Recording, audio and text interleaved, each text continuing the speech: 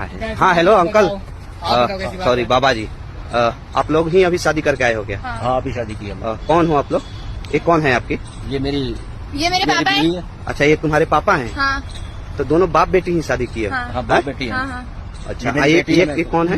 ये मेरा लड़का है। अच्छा, आपके लड़का भैया है? बहुत समझा लोग, पता नहीं क्या कर रहे हैं, पागल हो गए हैं, समझ ही नहीं आ रहा मुझे ये लोग क्या कर रहे हैं। अच्छा, बहुत समझा रहा हूँ कि गलत किया जो भी किया। अरे यार हमने गलत कुछ नहीं किया। पापा ये एक तरीके से गलत ही है। अरे कुछ गलत किया ही नहीं, तेरे को ऐसा अच्छा, गलत अच्छा, लगा? सुनो इसमें लड़ने की बात नहीं है। चलो ठीक है, आप लोग का दिल मिलता है तो आप लोगों ने शादी की, अच्छी बात है। ఈ వీడియో చూశారు కదా, ఇందులో ఉన్నటువంటి పెళ్లి కొడుకు పెళ్లి కూతురు తండ్రి కూతుర్లు. అతనేమొచ్చేసి ఆ యొక్క పెళ్లి కూతురు ఎవరు ఉన్నారో ఆ అమ్మాయి తల్లిని ప్రేమించి పెళ్లి చేసుకున్నాడు. ఆమె ద్వారా ఈ పాపను కన్నాడు. తర్వాత ఆమె చనిపోయింది. ఆమె చనిపోయిన తర్వాత ఈ పాపను పెంచుకొని పెద్ద అయిన తర్వాత ఇప్పుడు పెళ్లి చేసుకున్నాడు. అంతకుముందు కూడా అతనికి వేరే భార్య ఉండేది. ఆమె ఉంటుండగానే ఈ హిందువుని పెళ్లి చేసుకున్నాడు. హిందూ అమ్మాయిని ప్రేమించి పెళ్లి చేసుకున్నాడు. ఆమె ద్వారా ఈ అమ్మాయిని కన్నాడు. ఈమెను ఇప్పుడు పెళ్లి చేసుకున్నాడు.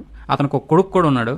అతను కూడా ఏం చెప్తున్నాడంటే ఇది కరెక్ట్ కాదు, ఇది అప్పటికి ఇది ఒక గలత్, ఇది దరిద్రం, ఇది చండాలం, ఇలాగా ఇది ఒక మంచి పద్ధతి కాదని అబ్బాయి చెబుతున్నా కూడా ఆ తండ్రి ఏం మాట్లాడుతున్నాడో విన్నారు కదా. చివరికి అమ్మాయిని కూడా మార్చేశాడు. అమ్మాయిని కూడా అతని వైపే మాట్లాడుతుంది. పైగా ఇది ఒక హిందూ సాంప్రదాయం పద్ధతిలో పెళ్లి చేసుకున్నట్లు క్రియేట్ చేస్తున్నారు. హిందూ సాంప్రదాయంలో ఇది ఉండదు. హిందూ సాంప్రదాయం ప్రకారమే పెళ్లి తన ఇష్టపూర్వకంగా చేసుకున్నానని ఆ అమ్మాయి చెబుతుంది.